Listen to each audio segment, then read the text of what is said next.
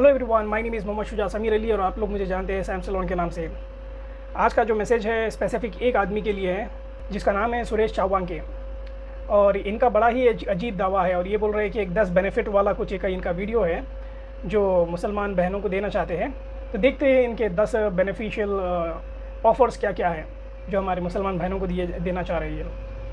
आज ऐसी बड़ी संख्या में मुस्लिम लड़कियां हिंदू लड़कों से प्रेम कर रही है, उनको अपना खतरनाक भविष्य दिख रहा है, इसलिए हिंदू बच्चों के साथ शादी करना चाहती है। तो उनके लिए कुछ ऑफर मैं आज लेकर आया हूं, बता दूं? एक मिनट सुरेश जी, इतना भी जल्दी क्या है? रुकिए, अभी मत बताइए, थोड़ी देर बाद बताइए क्या ऑफर्स है आपके। पहले आपके गुरु को सुन लीजिए, नरसिंहानंद क्या बोल रहे हैं इसी कौम के लिए और आपके जैसे लोगों के लिए। सुन लीजिए एक बार। एक तो हम हिंदुओं की समस्या यह है कि हम सच्चाई को स्वीकार नहीं करते और सच्चाई को स्वीकार न करने के कारण सारा सत्यानाश कर देते हैं, सारे गुड़ का गोबर कर देते हैं। आज की सच्चाई यह है कि हमारी हर बेटी कॉलेज में जाते ही एक बॉयफ्रेंड ढूंढने लगती है।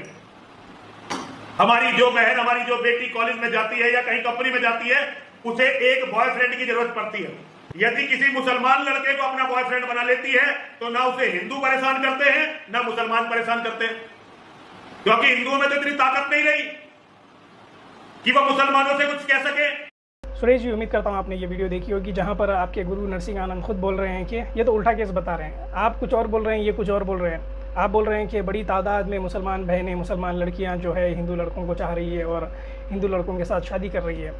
नरसिंहानंद तो कुछ उल्टा ही बोल रहे हैं। वो बोल रहे हैं कि बड़ी तादाद में हिंदू लड़कियाँ मुसलमान लड़कों के पास जा रही है, चाहे वो स्कूल में हो, कॉलेजेस में हो, जॉब्स पर हो, कहीं पर भी हो।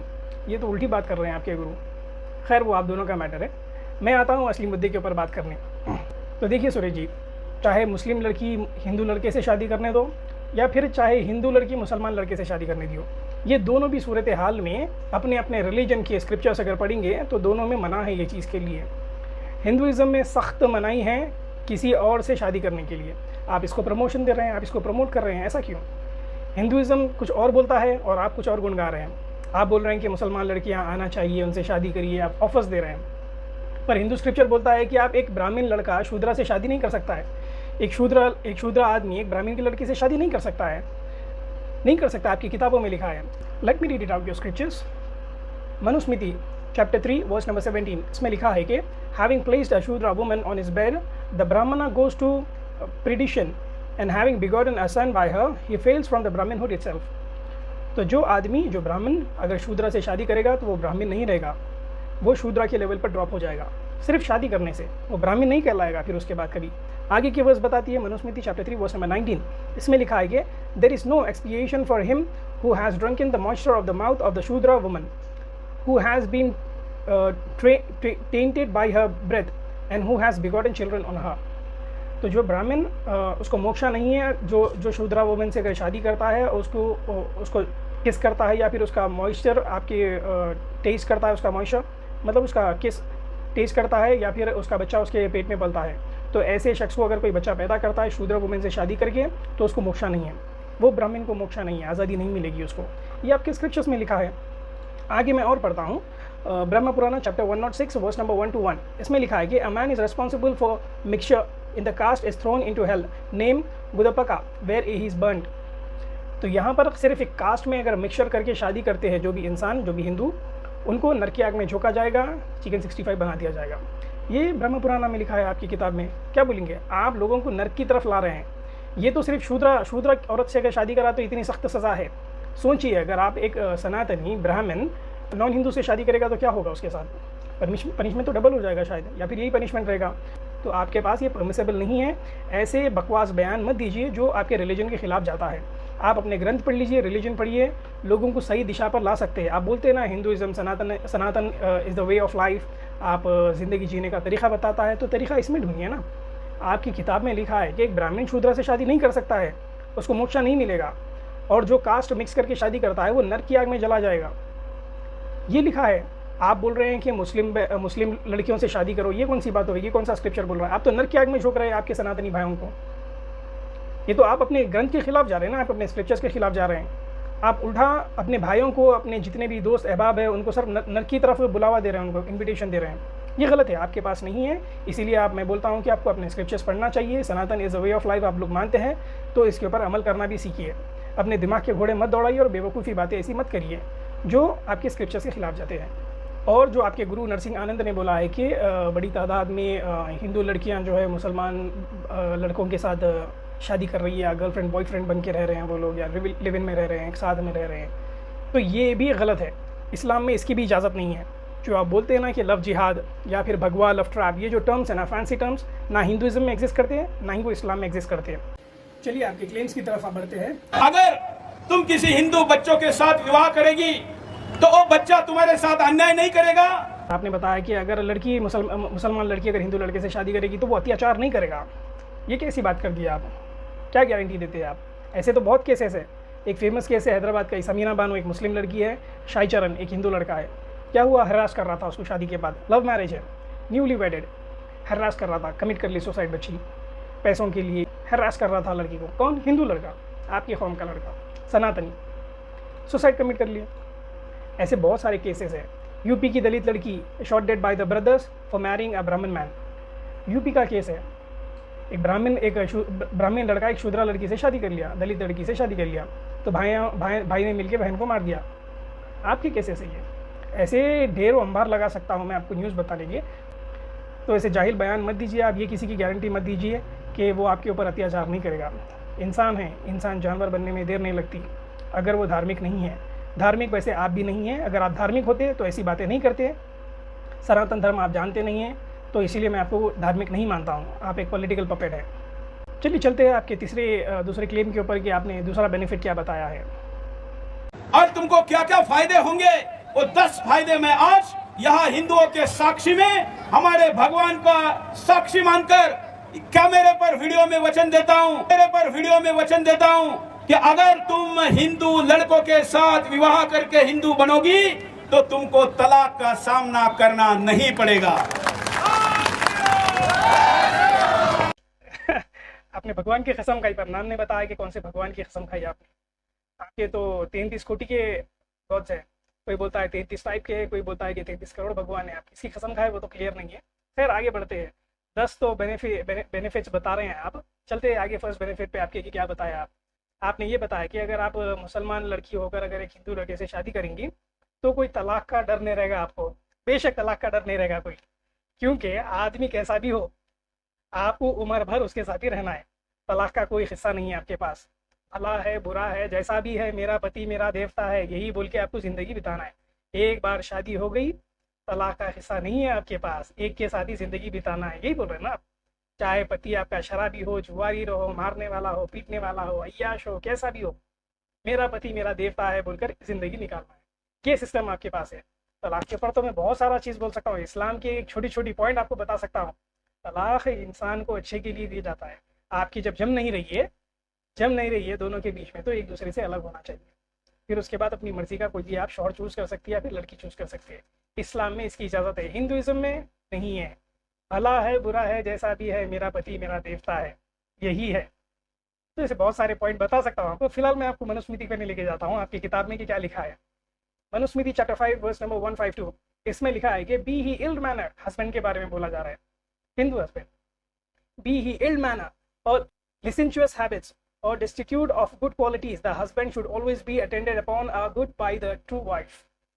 तो मैंने बोला ना कि भला है बुरा है जैसा भी है, मेरा पति मेरा देवता है, तो इसके ऊपर अमल करना है। मनुस्मृति में लिखा है आदमी कैसा भी हो, बी ही इल्ड मैनर, गंदी जबान का हो, गंदे लहजे का हो, मारता हो, पीटता हो, और ऑफ licentious habits, गलत हरकतें वाला आदमी हो, कैसा भी हो, कोई भी बुरी क्वालिटी हो तो उसके पास, एक वाइफ को उसको प्यार करना ही चाहिए हस्बैंड को। भला है बुरा है जैसा भी है, मेरा पति मेरा देवता है, ये आपकी किताब में लिखा है। आगे आता है वाइफ के बारे में भी। बृहदारण्यक का उपनिषद बुक 6 चैप्टर 4 वर्स नंबर 7, यहाँ पर लिखा है कि if she is not willing, wife if she is not willing, he should buy her over, and if she is still unyielding, he should strike her with the stick or with the hand and proceed। यहाँ पर husband wife के बारे में बताया जा रहा है कि अगर वाइफ नहीं मान रही है, बिस्तर पे नहीं आ रही है, तो वो आदमी को कुछ खरीद के देना चाहिए, उसको हस्बैंड को खरीद के देना चाहिए गिफ्ट, फूल, कुछ भी स्वीट या ज्वेलरी, कुछ तो भी खरीद के उसको देना चाहिए। अगर फिर भी वो नहीं आती है बेड पे तो फोर्सफुली उसको मारना चाहिए हाथ से या लकड़ी से, उसके बाद फोर्सफुली उसके साथ सेक्स करना चाहिए बेड में। और बेड में जाते हुए मंत्र पढ़कर उसको कर्स करना चाहिए कि ये तेरी बदौलत है कि मुझे तू ये करने पर मजबूर की। श्राप होते थे, कर्स बी अपॉन यू। ये मंत्र पढ़ के बिस्तर में जाना चाहिए फोर्सफुली। रेप है ये रेप है फोर्सफुली। इस्लाम में इसकी इजाज़त नहीं है, इजाज़त नहीं है इस्लाम में, ये हिंदुज़म में है। तो आप मुसलमान बहनों को बुला रहे हैं कि ये सब चीज़ों के लिए हिंदुज़म पढ़ लीजिए। शर्म आ रही है क्या हिंदुज़म नहीं पढ़ने के लिए आपको? सनातन वे ऑफ लाइफ आप बोलते हैं ना, ये लिखा है, हम इसके खिलाफ नहीं है। आपका रिलीजन है, आपको मुबारक, कांग्रेचुलेशंस, आप फॉलो करिए, आप जिसमें यकीन करना चाहते करिए, हमें कुछ लेना देना नहीं। हम सिर्फ आपकी किताब खोलकर आपको बता रहे हैं रेफरेंसेस के साथ कि ऐसा कुछ लिखा है, ठीक है। तो ये हिंदू खुद परेशान है, हिंदू से वाइफ के साथ जोर ज़बरदस्ती कर सकते हैं। अगर वो बिस्तर में नहीं आ रही है तो उसको मार भी सकते हैं हाथ से या फिर स्टिक से, उसके बाद फोर्सफुली उसके साथ बिस्तर में आना चाहिए। ये लिखा है बृहदारण्यक का उपनिषद में। आगे लिखे जाता है Garuda Purana book number 1 chapter number 109 verse number 29 to 32। यहाँ पर लिखा है कि women are softened by being beaten, they do not deserve gentle handling. औरत को मार कर ही सीधा कर सकते हैं, औरत को मार कर ही उसको सॉफ्ट बना सकते हैं। She do not deserve the gentle talk, she do not deserve the gentle handling. अच्छा व्यवहार औरत को जचता नहीं है, उसको मार कर ही सुधारा जा सकता है।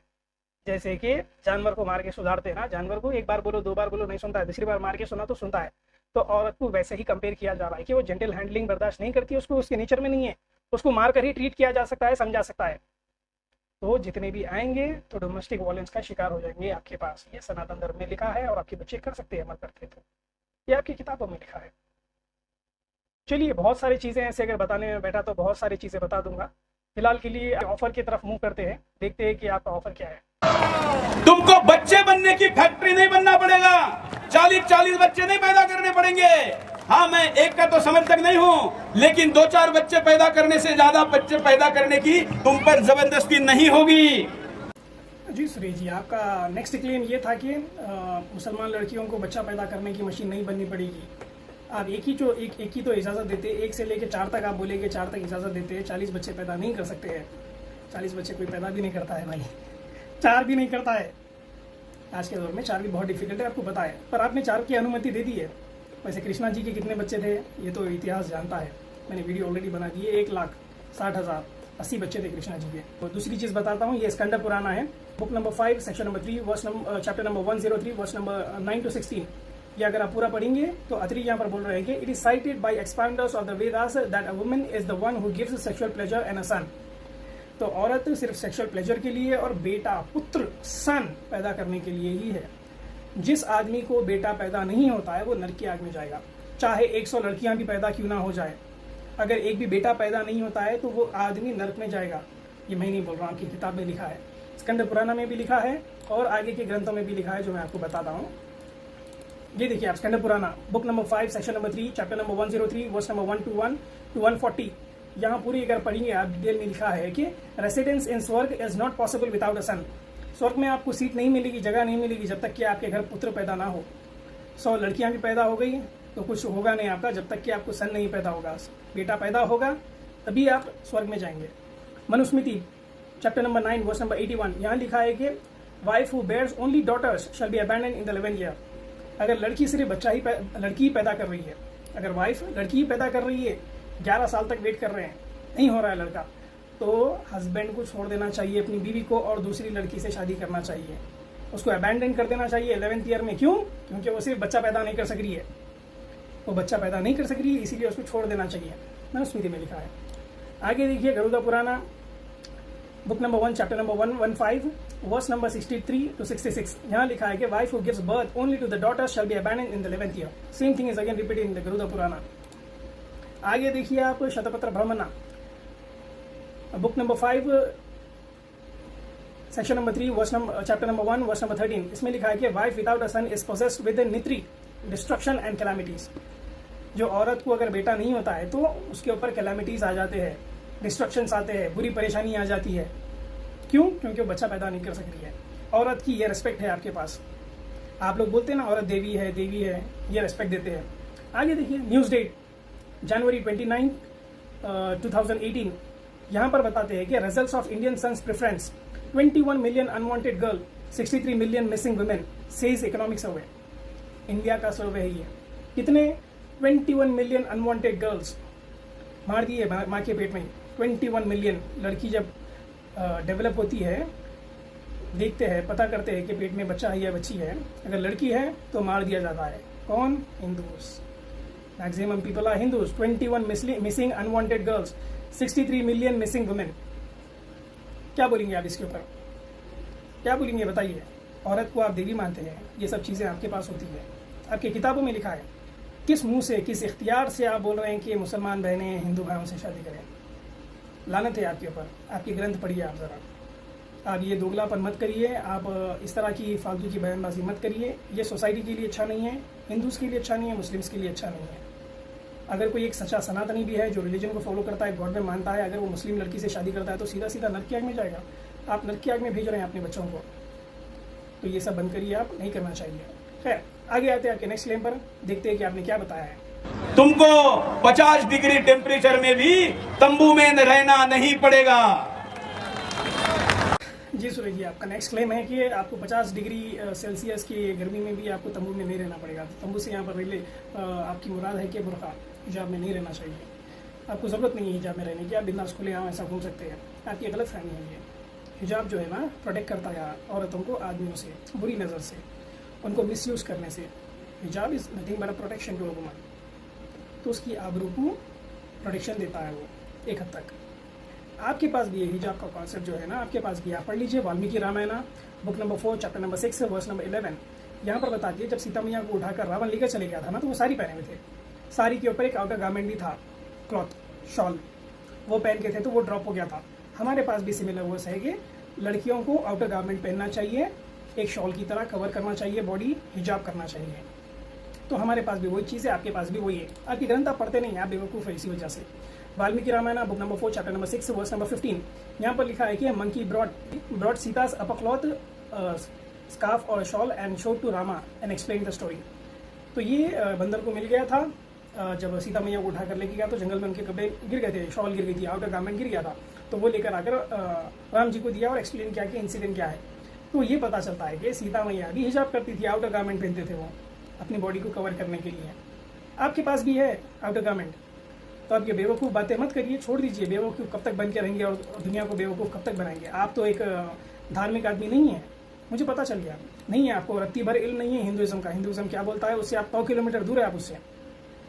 आगे आता है Shiva Purana book number 2 section number 2 chapter number 19 verse number 25 to 30। ये लिखा है, वो मैं वही पढ़ रहा हूँ कि आई लिफ्टेड, यहाँ पर ब्रह्मा की बात हो रही। I lifted her veil and stared into the face of Sati. I looked at the face of Sati many a times. I was helpless and cubing the onset of the sensuous orgasm. 4 drops of semen whale got displayed and fell on the ground like drops of dew as a result of staring into her face. तो ब्रह्मा जी सती घूंघट में थी, उसका घूंघट उठाकर उसका चेहरा देखिए और उनके अंदर कामना जागी और उनके 4 खतरे सीमेन ड्रॉप हो गया देखकर। तो ये आपके गॉड का ये आलम है, घूंघट के नीचे से किसी को देख रहे हैं और खाबू खो दिए हैं। तो इसी वजह से घूंघट, आउटर गारमेंट, हिजाब ये प्रोटेक्शन के लिए है। नहीं तो लोगों का 4 खतरे सीमेंट ड्रॉप हो जाएगा या फिर वो किसी का रेप कर देंगे। ये प्रोटेक्शन के लिए, आप समझिए कॉन्टेक्स्ट। प्रोटेक्शन के लिए है घूंघट, आउटर गारमेंट या हिजाब। आपके ग्रंथ आपको पढ़ना चाहिए। चलिए आगे बढ़ते हैं, आपके दूसरे क्लेम के ऊपर देखते हैं कि आपने क्या बकवास की है या क्या बकवास ऑफर दिया है। तुम्हें घर में पूरी सुरक्षा मिलेगी। तुमको जैसे भाइयों से, चाचाओं से, मौसाओं से डर है, यहाँ पर नहीं है, क्योंकि हिंदू धर्म में हमारे बड़े भाई की पत्नी माँ होती है, छोटे भाई की पत्नी बेटी होती है और बेटे की पत्नी भी बेटी होती है। इतना पवित्र रिश्ता जिस परिवार में होता है, वहाँ घर के अंदर तुमको 100% सुरक्षा की गारंटी है। सुरेश जी, आपका दूसरा क्लेम ये है कि आप जो लड़की अगर शादी करके हिंदू के घर में आएगी तो उसको फुल प्रोटेक्शन मिलेगा। उसके छोटी भाई के बीवी को भी बेटी के जैसा मानते हैं, बेटे की अगर वाइफ हो तो भी उसको बेटी की जैसा मानते हैं। अंकल हो, चाचा हो, मामा हो, काका हो, किसी से भी डरने की आपको ज़रूरत नहीं है। आपको 100% की सुरक्षा होगी। 100% कम कर दीजिए थोड़ा, इतनी गारंटी तो मत दीजिए, नहीं कर सकते यकीन। ऐसे बहुत सारे केसेस है, न्यूज़ में आता है, बहुत सारे केसेस हुए। खैर मैं आपको न्यूज़ तो आप खुद जानते हैं कि आपको एक न्यूज़ चैनल चलाते हैं तो आपको खुद पता है कि वो केसेस क्या है। तो 100% की गारंटी आप बिल्कुल ना दें, झूठे साबित हो जाएंगे। कम कर लीजिए, थोड़ा कर लीजिए, 40% कंसिडरेशन। खैर मैं आपको श्रीमद् भगवतम बताता हूँ। Shrimad Bhagavatam book number 9 chapter number 19 verse number 17। यहाँ पर कमेंट्री में प्रभुपाद बोल रहे हैं कि one should not sit with on the same seat और close to your mother, sister और daughter, for the senses are so strong that he may be attracted by the sex. ये प्रभुपाद बोल रहे हैं, आपके गुरु बोल रहे हैं। तो हिजाब करना जरूरी है। आदमी औरत साथ में नहीं बैठ सकते, आदमी औरत साथ में नहीं रह सकते, गैर महरम। इसीलिए इस्लाम इसको बोलता है कि ये गैर महरम है, आप इनसे हिजाब करिए। तो घर के भी जितने सदस्य रहते हैं ना, चाचा मामा काका जिसके भी नाम लिए ना, आपको तो ये बोला है कि माँ के साथ नहीं बैठना चाहिए, बहन के साथ नहीं बैठना चाहिए, बेटी के साथ नहीं बैठना चाहिए। For the senses are so strong that he may be attracted by sex. ये आपके पास तो इतना स्ट्रिक्ट है। हम हमारी माँ के साथ बैठ सकते, गोद में बैठ सकते, लाड़ कर सकते, प्यार कर सकते हैं माँ से। बहन हमारी बेटी है, बेटी से हम लाड़ कर सकते हैं। आपको इसकी इजाजत नहीं है। आपकी किताब में ये लिखा है, आपके गुरु ये बोलते हैं, for the senses are so strong that he may be attracted by sex. माँ के ऊपर नीयत खराब हो जाएगी आपकी अगर माँ के साथ बैठेंगे आप टच होकर। बेटी के साथ अगर आप बैठेंगे टच होकर तो आपकी बेटी के ऊपर नीयत खराब हो जाएंगी। किसी के भी पास अगर बहू के साथ बैठते हैं, आप बहन के साथ बैठते हैं, नीयत खराब हो जाएगी आपकी। आपके पास इतना स्ट्रिक्ट लिखा गया है, क्या बोलेंगे इसके ऊपर आप? है सुरक्षित आपके घर में कोई? प्रभुपाद बोल रहे हैं, मैं नहीं बोल रहा हूँ, मुझे कुछ लेना देना नहीं है। प्रभुपाद से बात करिए। गरुड़ा पुराण पढ़ के बताता हूँ आपको, उसमें क्या लिखा है देखिए। Garuda Purana book number 1 chapter number 109, इसमें लिखा है कि the sexual organ of a woman get moistened even if he sees her handsome father, brother और सन। क्या खूबसूरत बात लिखी है, वाह वाह वाह, तारीफ के हाजिर है ना। तो यहाँ पर वुमेन की तारीफ बता रही है कि अगर एक लड़की, अगर एक औरत कोई हैंडसम आदमी को देखती है, चाहे उसका वो फादर रहो, बेटा रहो या फिर उसका भाई रहो, तो उसका सेक्सुअल ऑर्गन वेट हो जाता है, मॉइस्चर हो जाता है। इतनी गंदी बात हमारे पास भी नहीं, हमारे पास नहीं लिखी है। ये गंदगी आपके पास ही है, ये आपके किताबों में लिखा है। लड़की को इतनी इज्जत देते हैं आप अपने ग्रंथ पढ़िए, way of life, this is the way of life, you need to live your life like this. आगे आते हैं। आपने बोला कि सब सुरक्षित रहेगा हमारे घर में, आप आइए, मोस्ट वेलकम, किसी से आपको डर नहीं रहेगा। हाँ, सब लीगली जो होगा ना, बताता हूँ आगे क्या लीगली होगा। अगर फॉर एग्जाम्पल अगर बच्चा पैदा नहीं हो रहा है, वाइफ तो आ जाएगी, वाइफ से हस्बैंड से अगर बच्चा पैदा नहीं हो रहा है कुछ कमजोरी की वजह से, नपुंसकता की वजह से, जैसे कि नरसिंह आनंद ने बोला है कि हिंदू कौम जो है नपुंसक हो गई है, तो शादी करके क्या उखाड़ लेंगे। तो बच्चा अगर पैदा नहीं होगा ना, तो इन लॉज के साथ जाकर उसकी बीवी को सोकर बच्चा पैदा करना पड़ेगा। ये कहाँ लिखा है? Manusmriti chapter number 9 verse number 59।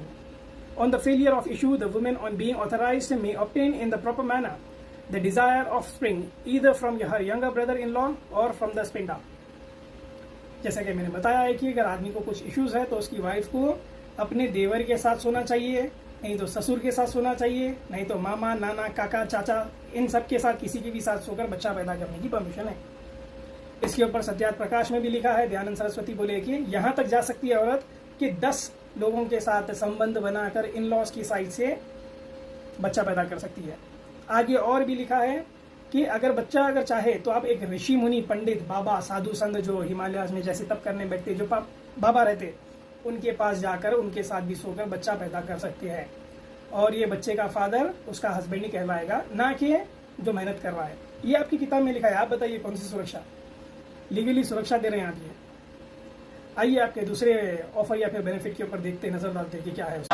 जो बच्चे तुम पैदा करोगी वो बच्चे जैसे है वैसे ही रहेंगे, कहीं काट छाट नहीं होगी। ईश्वर ने जैसे भेजे हैं वैसे की वैसे ही रहेंगे, ये भी गारंटी रहेगी। ये नेक्स्ट क्लेम आपका, नेक्स्ट बेनिफिट बड़ी फनी है। आप बोल रहे हैं कि आपके जब बच्चे पैदा हो गए जैसा ईश्वर बनाता है वैसे ही रहेगा, कोई काट छाट नहीं होगी। इससे ये मुराद है आपकी, ये बोलना चाह रहे हैं कि आप सर्कमसाइज नहीं होगा, खतना नहीं होगी, बच्चों के काट छाट नहीं होगी। खैर, खतना के मैं बहुत सारे साइंटिफिक रीजंस दे सकता हूँ, क्या है उसके बेनिफिट्स, तो उसमें जाते नहीं है। वैसे मैं आपको जवाब दे सकता हूँ, पर आप वो लायक नहीं है समझने की टेक्निकलिटी उसकी या फिर साइंस, तो मैं आपको आपकी ज़बान में जवाब देना चाहता हूँ इसके ऊपर। तो ऐसे बहुत सारे केसेस हुए हैं जहाँ पर देखिए नवरात्रि चलती है, तो लास्ट टाइम भी हंगामा हुआ था, मुसलमान लोगों को एंट्री नहीं थी, मुसलमान बच्चे जो जाते हैं, हम इसके खिलाफ है, मुसलमान को नहीं जाना चाहिए, फिर भी वहाँ जाते हैं तो लोग उनको पकड़ कर चेक कर रहे थे पैंट उतार कर, कि भाई ये सच में मुस्लिम है या हिंदू है।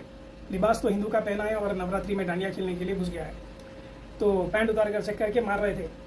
तो ये भी ऐसे कुछ केसेस आए। तो हमारे एक हैदराबाद के बशार भाई है, उन्होंने कुछ बोले इसके बारे में, देख लीजिए, वो ज़्यादा एक्सप्लेन अच्छा करेंगे मेरे से बेहतर। आरएसएस के गुंडे हैं, ये है, गुंडे लोग क्या कर रहे हैं, आके मुसलमानों को मार रहे हैं, कर रहे हैं, फुल वीडियोस आ रहे हैं। उसमें से थोड़े लोग ये बोल रहे हैं कि लेजिट मुसलमान को मार रहे हैं, मालूम है, लेजिट पैंट उतार के मार रहे हैं, करते लेजिट उतार के करके मार रहे हैं। उन लोग बोले रिलीजियस रीजंस में, बोला वैसा नहीं होता, मुसलमान की पैंट उतार रहे हैं, जेलेसी में मार रहा हूं। काश मेरा भी कटने के बाद बाकीता है। तो सुने होंगे सुरेश जी आपने, हमारे बशार भाई हैदराबाद की कॉमेडियन है, तो शायद वही होगा, वो जेलसी में मार रहे होंगे। खैर आगे बढ़ते हैं आपके दूसरे बेनिफिट या फिर क्लेम के ऊपर। जो बच्चे तुम्हारे बनेंगे वो बच्चे सज्जन, मानवता की बात करने वाले बनेंगे। तुमको उस बच्चे को किसी को काफिर मानकर, किसी को दुश्मन मानकर आतंकवादी बनने की आवश्यकता नहीं होगी।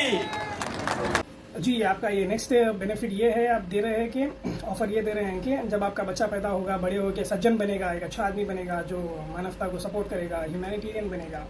ह्यूमैनिटेरियन बनेगा या सनातनी बनेगा? सनातनी बनने के लायक नहीं है शायद वो, तो एक ह्यूमैनिटेरियन बनेगा। वैसे चलिए छोड़िए, सज्जन आप बोल रहे हैं, ये सज्जन को क्या तकलीफ है भाई? ये देखिए, ये भी इतने सारे सज्जन ही हो गए मेरे ख्याल से। नरसिंह आनंद तो स्टेज पे खड़े हुए माइक के करीब, और ये सारे जो भगवा पहन के मेरे ख्याल से सज्जन ही हो गए। I believe, I hope so. तो हरिद्वार में जो इवेंट हुआ था, जो जेनोसाइड की बात कर रहे थे, मुस्लिम का बहिष्कार करने की, मुस्लिम को मारने की, जेनोसाइड की जो बात किए थे ना, सज्जन ही हो गए ना। ऐसे ही बनेगा बच्चा, आपकी अगर सरपरस्ती में रहेगा, आपके स्पीचेस सुनेगा, मोटिवेट होगा, तो ऐसा ही बनेगा। नरसिंह आनंद के स्पीचेस सुनेगा, भगवाधारियों के स्पीचेस सुनेगा, तो ऐसे ही सज्जन बनेगा। देखिए, इसमें महिला भी है, लड़की भी है, लेडीज भी है। लेडीज भी सज्जन बन सकती है इसी तरह की, जो जेनोसाइड की बात करता है, जो बहिष्कार करने की बात करता है, जो फसाद दंगों की बात करता है, जो टेररिज्म की बात करता है। ये टेररिज्म नहीं तो और क्या है? जेनोसाइड की बात कर रहे हैं और अपने आप को टेररिस्ट नहीं बोलेंगे तो कैसा होगा? तो ये सब टेररिस्ट है, भगवा आतंकी। India diaspora calls against genocide. ये सब जितने सज्जन है ना, ये सब टेररिस्ट है, भगवा आतंकी। ऐसे ही महान बनेगा, ऐसे ही एक सच्चा इंसान बनेगा। देखिए कौन कौन है, सुदर्शन न्यूज़ एडिटर सुरेश, ओह आप भी इसमें, ओहो आपके जैसा। आप अपने गिरेबान में झांक कर देख लीजिए, आपके बच्चे के ऊपर मुझे तरस आता है। आपका बच्चा क्या बनेगा? मैं दुआ करता हूँ कि आपका बच्चा आपके जैसा ना हो, कोई एक अच्छा संत हो, कोई एक अच्छा इंसान बने, कोई एक अच्छा सनातनी बने। आपके जैसा तो बिल्कुल नहीं, मैं दुआ करता हूँ ये। खैर चलते हैं, तो ऐसे स्पीचेस मत दीजिए, आप बेवकूफ़ साबित हो जाएंगे। आपके दूसरे ऑफर, दूसरे बेनिफिट की ओर चलते हैं। और बड़ी बात क्या, तुमको किसी सौतन को करने की जरूरत नहीं रहेगी। जय श्री राम। एक पत्नी हम राम जी के आदर्श है। आपका नेक्स्ट ऑफर है, नेक्स्ट बेनिफिट है कि आपको सौतन को रखने की जरूरत नहीं पड़ेगी। हाँ, मैंने पहले बताया ना, शायद ये रिपीट कर दिया हो गया, फिर अदर वे में बताया ये चीज़। एक शादी करेंगे तो सौतन नहीं आएंगे ना, ऑब्वियसली। तो एक शादी अगर आप करेंगे, मेरा पति मेरा देवता है, यही गाना पड़ेगा। भला है बुरा है जैसा भी है, मेरा पति मेरा देवता है। अगर वो औरत से अगर बच्चा पैदा नहीं हो रहा है, तो वो आदमी को दूसरी औरत के साथ सोकर बच्चा पैदा करना है। जैसा भी है, मेरा पति मेरा देवता है। अगर थक गया है आदमी, 11 साल हो गए, बच्चा पैदा नहीं कर रही है, तो उसको छोड़ देना चाहिए। भला है बुरा है जैसा भी है, मेरा पति मेरा देवता है। औरत को यही गुण गाना चाहिए मरे दम तक। सौतन की तो बात नहीं आती। अगर आप हिंदू है, सनातन धर्म को फॉलो करते हैं, तो सौतन 100% आना ही है आपको, क्योंकि यहाँ पर बेनिफिट बताया गया है। आप मल्टीपल अगर शादी करेंगे तो ये आपके लिए बेनिफिट है, ये आपके मेरिट्स में काउंट होगा। स्वामी प्रभुपाद तो ये बोल रहे हैं कि स्टेप नहीं रखना चाहिए। अगर औरत प्रेग्नेंट हो जाती है, तो जब आपको सेक्स करने का दिल बोले तो एक साइड में स्टेप नहीं रहना चाहिए जिसके पास आप जा सके। ये तो प्रभुपाद बोल रहे हैं।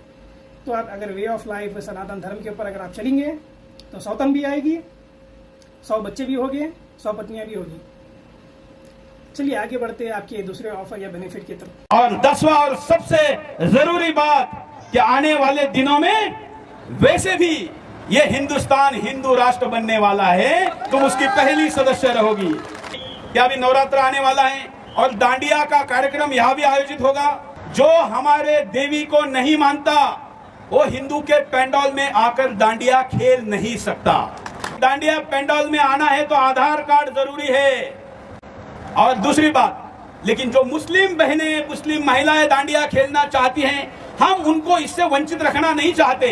इसलिए आपके मुस्लिम मोहल्ले में डांडिया के कार्यक्रम आयोजित करो, मैं हिंदू बच्चे भेजने के लिए तैयार हूं। वो आधार कार्ड लेकर आएंगे, किसी पाप को नहीं करेंगे, क्योंकि देखिए नवरात्र में हमारे यहाँ पर कोई पाप नहीं होता।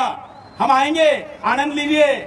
जी, आपका सबसे इम्पोर्टेंट जो क्लेम आप बता रहे थे, जो आपका ऑफर था, बेनिफिट था, ये कि आप एक बोल रहे हैं कि कमिंग इवेंट के बारे में, कि नवरात्रि आ रही है, उसमें बच्चों को आने की इजाज़त नहीं होगी, आईडी कार्ड बताना पड़ेगा। जैसे कि मैंने आपको बताया था कि कुछ देर पहले कि हमारे बशार भाई क्या बोले थे, और पिछले साल की क्या हुआ था कि पैंट चेक करके आप लोग मार रहे थे मुसलमान बच्चों को जो डांडिया खेलने आ रहे थे। तो बशार भाई ने बता दिया कि किस वजह से, जेलसी से मार रहे थे। अभी आप वो चेक करने की जगह अभी आप आईडी कार्ड चेक करेंगे, आधार कार्ड चेक करेंगे। चलिए, अच्छी बात है। इनसिक्योरिटी तो होगी आपको, वैसे भी या वैसे भी हम इसकी इजाज़त नहीं देते हैं। हमारे जितने भी भाई हैं ऐसे फेस्टिवल्स में पार्टिसिपेट नहीं करना चाहिए जहाँ पर मिक्सिंग होती है, और कोई भी फेस्टिवल में आपको सेलिब्रेट करने की ज़रूरत भी नहीं है। ये इस्लाम के ख़िलाफ़ है, आपको नहीं जाना चाहिए वहाँ पर। और अगर आप जाएंगे तो फिर ऐसे ही कम्युनल राइट्स हो गए, झगड़े हो गए, आपको मारपीट करेंगे। तो इससे बेहतर है कि आप ना जाएं। आपकी सुरक्षा आपके हाथ में है, और इस्लाम भी इसकी इजाज़त नहीं देता। आप मत जाइए वहाँ पर। तो आप बोल रहे हैं कि सिर्फ लड़कियों को आने देंगे हम, मुसलमान लड़कियों को। तो देखिए, आपकी मानसिकता देखिए, आप क्या सोच रहे हैं, क्या गंदगी बसी है आपके दिमाग में। आप ये बोल रहे हैं कि हम लड़कों को आने नहीं देंगे क्योंकि हमारी लड़कियां रहती हैं यहाँ पर मुस्लिम लड़कियों को आने देंगे हम, और हमारे लड़के भेजेंगे। कितनी गंदी सोच है आपकी, घटिया सोच। यहाँ पर आपके कीड़े नज़र आते हैं दिमाग के, आपकी सिख मेंटालिटी नज़र आती है। आप क्या बोल रहे हैं और आप क्या करना चाह रहे हैं। आपकी बहन, आपकी बेटी, मुसलमान की बहन, मुसलमान की बेटी नहीं है। मुसलमान खेलने नहीं आना है डांडिया लड़के, पर मुसलमान की लड़कियां आना चाहिए। ये कौन सी बात कर रहे हैं आप। तो ये आपकी मेंटालिटी यहाँ पर आपकी नज़र आ रही है, गंदगी भरी है आपके दिमाग में, भूसा भरा हुआ है। सनातन धर्म को बदनाम कर रहे हैं आप, ऐसे सब चीज़ें। नवरात्रि के बारे में बोलूँ, नवरात्रि क्या है, किस वजह से मनाती है, तो पैसे का इल्म नहीं है आपको। नवरात्रि किस वजह से मनाई जाती है, क्या होता है। पुरानास, जिसको आप लात मारते हैं ना सब लोग, ये सब इवेंट्स पुरानास में मिलते हैं, वेद में नहीं मिलता है, गीता में नहीं मिलता है। नवरात्रि क्यों मनाते हैं आप। दुर्गा की पूजा करते हैं, दुर्गा का कहीं आता है जिक्र, दुर्गा की ऐसा पूजा करना चाहिए, वेद में आता है, नहीं आता है, गीता में आता है, नहीं आता है। कहाँ से पिक करे फिर आप ये पुरानास। जब हम आपके पुरानास खोल के बताते हैं, आप बोलते हैं कि हम पुरानास में नहीं मानते। ये सारे स्टोरीज पुरानास से ले रहे हैं। जितने डांडिया खेलते हैं, जितने ये पूजा में इन्वॉल्व रहते हैं, वो सारी चीज़ें पुरानास के थ्रू कर रहे हैं। और जब हम पुरानास खोल के बताते, देखो भाई आपके पुरानास में ये लिखा है, आप बोलते हैं कि हम पुराना में नहीं मानते। पुराना में नहीं मानते, पर पूरे कामा भी करना है। पुराना को पुराना बता दिया और अपना नया काम करना स्टार्ट कर दिए। वाह भाई वाह। देखिए, नवरात्रि के बारे में बताता हूँ। दुर्गा जी जो है ना, दुर्गा की जो पूजा होती है, देवी जिसको मानते हैं, देवी भागवतम में पूरा डिस्क्रिप्शन दिया गया है क्यों मनाते हैं, किस वजह से। देवी भागवतम, देवी के ऊपर किताब लिखी गई है। जो क्रिएटर बोलते हैं, ब्रह्मा जी को क्रिएटर बताया जाता है ब्रह्म पुराण में, शिवा को सुपीरियर बताया जाता है शिव पुराण में, विष्णु को सुपीरियर बताया जाता है विष्णु पुराण में। अब देवी बचे हुए है, देवी को बड़ा बताया जाता है देवी भागवतम में। यहाँ पर देवी को क्रिएटर बोला जा रहा है, जो ब्रह्मा को क्रिएट किए, विष्णु को क्रिएट किए, महेश शिव को भी क्रिएट किए। कहाँ लिखा है ये। सत्यार्थ प्रकाश में भी बोला गया है, आपके पुराणास में मेंशन है डिटेल में। सत्यार्थ प्रकाश पढ़ता हूँ मैं, Satyarth Prakash chapter number 11 page number 313। इसमें लिखा है कि डिटेल में आता है। देखिए, अगर आप ये पूरी स्टोरी पढ़ेंगे तो जब दुर्गा जी, जब गॉडेसेस, देवी भागवतम में मेंशन है, goddesses called Shri as the ruler of Shripur, she ordered the whole world as well as she created the whole world as well as the Brahma, Vishnu and Mahadeva. When the goddesses had a mind to create, she rubbed the hand and got a blister in it, from which came out the Brahma. She asked him to marry her. तो ये story मैं बोलता हूँ। देवी ने सारी दुनिया सृष्टि create की है, साथ में साथ अपने हाथ को रब करते हुए जब छाला आ जाता है, उस छाले के अंदर से ब्रह्मा, विष्णु, महेश तीनों भी निकले। तो शी क्रिएटेड ब्रह्मा, विष्णु, महेश। जब तीनों थे तो ब्रह्मा को ये देवी ने ऑफर दिया है कि मुझसे शादी कर लो। तो ब्रह्मा बोले, तो आप तो मुझे क्रिएट किया, आप मेरी माता है, मदर के जैसे, मैं कैसा शादी करूं। तो वो श्राप दिए, भस्म हो जा, भस्म हो गए, राख हो गए। विष्णु जी को बोले कि तू मुझसे शादी कर ले। तो बोले कि आप माता है, मैं कैसा शादी करूं आपसे, आपने तो मुझे बनाया है, तू भी भस्म हो जा, राख बन गए। शिव जी को बोले तू मुझसे शादी कर ले, शिव जी डर गए, बोले कि 2 को तो भस्म कर दिए। बोले कि आप कुछ और उपाय निकाल सकते हैं क्या शादी करने का? आप तो मेरी माता के जैसे, मैं शादी नहीं कर सकता हूँ। आप ये करिए कि आप 3 अपने अंदर से 3 अलग अलग लड़कियां निकाल दीजिए, पैदा कर दीजिए, हम उनसे शादी कर लेंगे। तो जब ये जो माता है, जो गॉडेसेस है, वो एग्री करे, बोले कि ठीक है, मैं 3 लड़कियां और निकालती हूँ, आप 3 उनसे शादी कर लो। तो ऐसा जाके ब्रह्मा ने सरस्वती से शादी की है, शिवा ने इनसे शादी की है, विष्णु ने उनकी पत्नी से शादी की है। ये सिर्फ दुर्गा के अंदर से निकले सो है, ये गॉडेसेस के अंदर से ही निकले सो है। तो सत्यार्थ प्रकाश क्या बोलते हैं, ये सुनो। Brahma, Vishnu, Shiva refused to marry the mother, but did not hesitate to marry the sisters. तो सत्यार्थ प्रकाश ये बोल रहे हैं कि भाई माँ से तो आप इनकार कर दिए शादी करने से, अब वही माँ के अंदर से 3 बच्चियां और निकले, तो वो तो आपकी बहन हो गए। तो आप बहनों से शादी करने के लिए चुके नहीं, बहनों से शादी कर लिया। शिव जी यही बोले कि 3 लड़कियां आपके अंदर से निकालो और ये दोनों को वापस फिर से ला दो।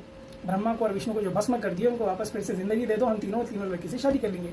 सत्यार्थ प्रकाश में यही बोल रहे हैं दयानंद सरस्वती के, एक टाइम भी मदर से शादी करने के लिए आप वो नहीं करे, राजी नहीं हुए, और दूसरे टाइम पर उनके अपने बहनों से शादी करने के लिए 1 सेकंड भी सोचे नहीं आप। ये कैसे चीज है?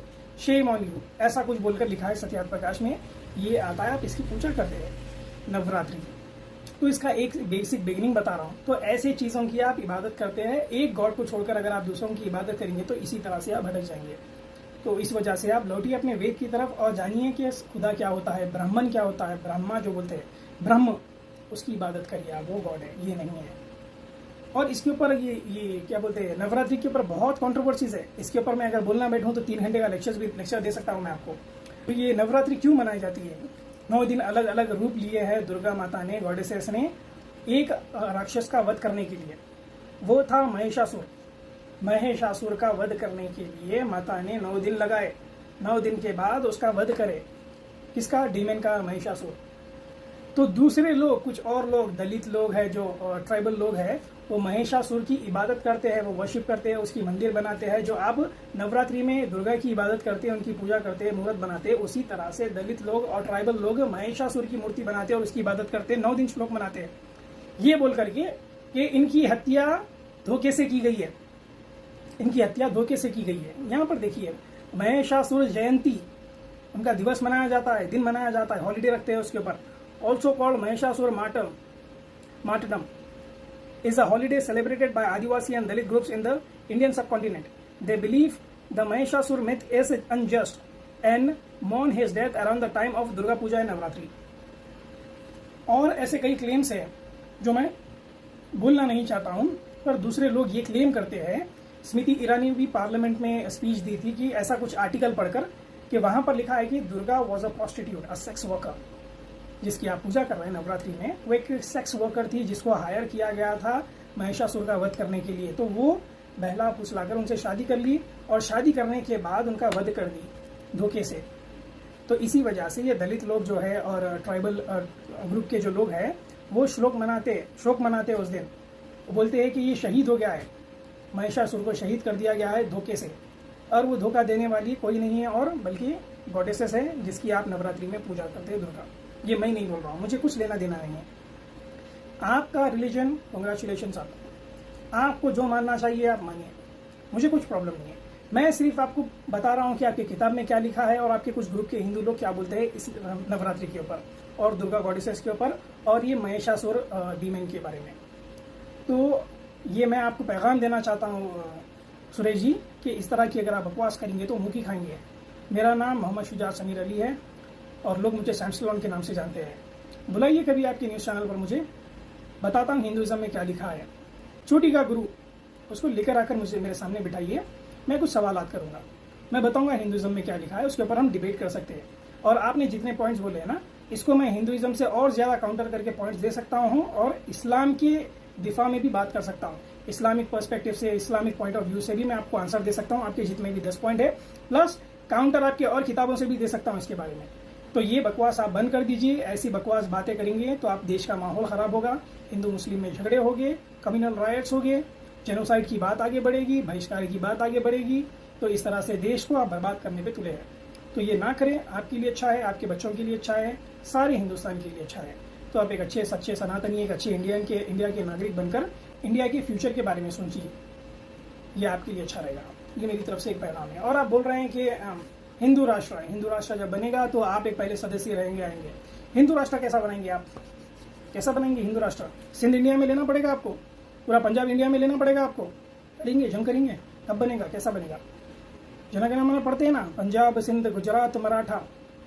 पंजाब, आधा पंजाब पाकिस्तान में है, पूरा लेना पड़ेगा।